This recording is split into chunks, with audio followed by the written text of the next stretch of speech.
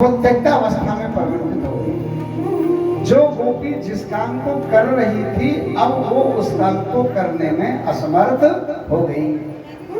यदि कोई भोजन की सेवा कर रही है तो भोजन सेवा को वहीं से छोड़कर शेष चल दी।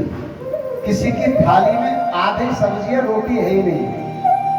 कोई गोपी शिशु को दुग्धपान करा रही है तो आधा दूध पिला के ही चल दी। कोई गोपी अपने घर की साज सज्जा कर रही है तो आधी साज सज्जा से ही चल दी। कोई गोपी नेत्र ज्योति वर्धन हेतु अंजन क्रिया कर रही है तो एक आंख में अंजन लगाकर दूसरी में लगाए बिना ही चल दी। ऐसी गोपियां जब चलने लगी परीक्षित, उसमें भी विभिन्न प्रकार की गतियां हुई कि कुछ गोपी द्वार का अतिक्रमण करके निकल गई और कुछ गोपी द्वार पर ही रह गई। जो गोपी द्वार पर रह गई उसमें भी दो बातें भिन्न रही।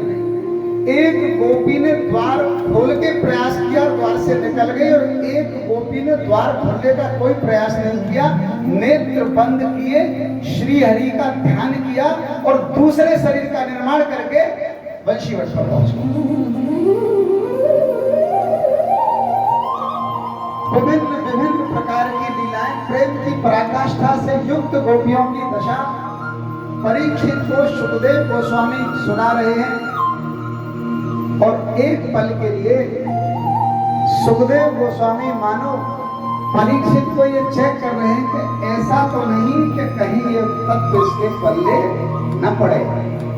इसलिए बीच बीच में चेक करने के लिए भगवान के ऐश्वर्यों के गुण और भगवान के माधुर्यों के गुण और भगवान की भगवत्ता के गुण भी बीच बीच में बता रहे हैं। ये मत समझ लेना कि नंद के लाल और गोपी जन वल्लभ लीला कर रहे हैं, ऐसा मत समझ लेना। यदि गोपी जन वल्लभ लीला कर रहे होंगे तो वहां वहीं तक रहेगा कि ब्रजेंद्र नंदन लीला कर रहे हैं, साक्षात निखिल कोट ब्रह्मांड नायक लीला कर रहे हैं। ऐसा ज्ञान बीच बीच में सुखदेव गोस्वामी परीक्षित को दे रहे हैं। क्यों? क्योंकि परीक्षित ने प्रश्न कर दिया था, कृष्ण विदु परम कांत नत ब्रह्मतया गुणो प्रवाह परमस्तांसा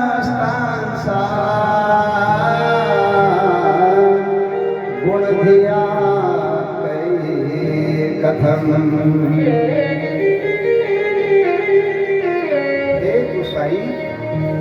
इतनी दिव्य लीला गोपियों से कैसे संभव हुई? क्योंकि गोपियां तो भगवान में जार भाव रखती थी, है ना? शायद इतनी लीला के बाद भी परीक्षित के ये दिमाग में नहीं आई कि गोपी तो नस नस जानती है कि ये ब्रह्म है, ये ईश्वरेश्वर है। परीक्षित को अब भी लग रहा है कि गोपियां जार भाव से युक्त है। मतलब क्योंकि जब भगवान नहीं मिलते थे या कोई लीला करते थे तो गोपियां भगवान को बड़ा बुरा भला कहती थी, है ना? भगवान को कपटी कहती थी गोपियां।